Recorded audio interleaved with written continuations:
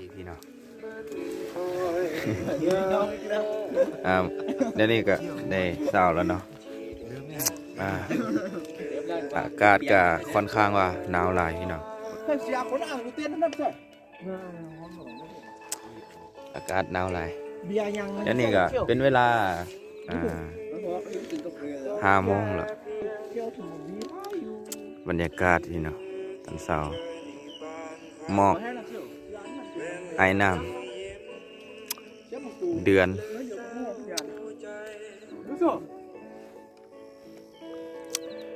ไอไฟนั่นใต้ไว้มีฝุ่นนี้เดี๋ยวให้วิดีโอเนี่ยให้ไอตอนนั้นคือเฮ้ยเว้ยเห็นเงาเหมือนกันพอแล้วมันเนี่ยร่มมาได้ฟิวแล้วฟิวมาแล้วยิดไปเลยเอาละเอาร่มมานี่ก็ได้เป็นชุดก็เดี๋ยวเป็นไหม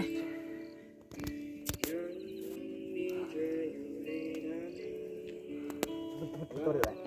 ไหน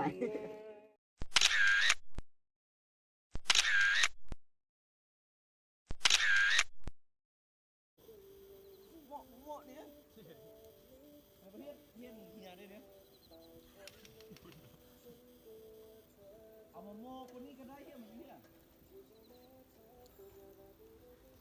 เย้าไหม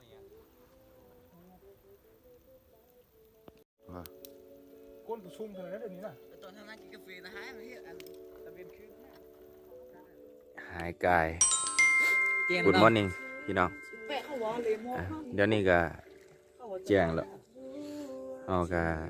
ได้บรรยากาศได้วิวครับสุดยอดแล้วมันยังหันโฮบนะได้จังมันมุมนะบรรยากาศตอนเช้าอยู่ป่าสงวนภูเขาควายมันเนี่ยตะเวนกำลังสิขึ้นเดือนยังโบไปบรรยากาศหมดแล้ว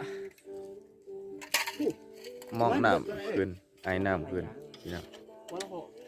แกงบ่อยฝุ่นนี้แกงเดี๋ยวนี้วันแจงอีกควานอีกบรรยากาศตะเวนกำลังซองหน่วยผู้กำลังงาม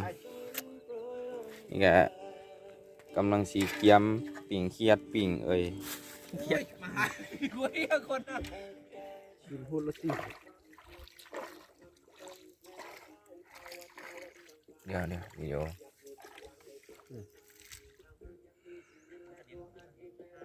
ไอ้หูให้คนได้มั้ย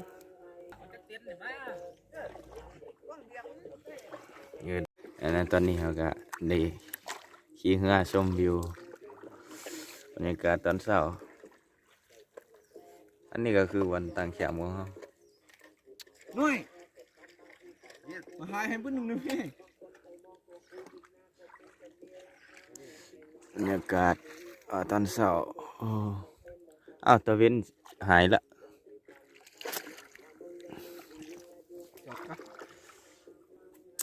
ค่ะพี่น้องหัวสิยงเด้ใส่หมวกนอนคืนนี้อากาศหนาวฝากกดไลค์กดแชร์กดติดตามให้ด้วยเด้อแล้วพบกันในคลิปต่อไป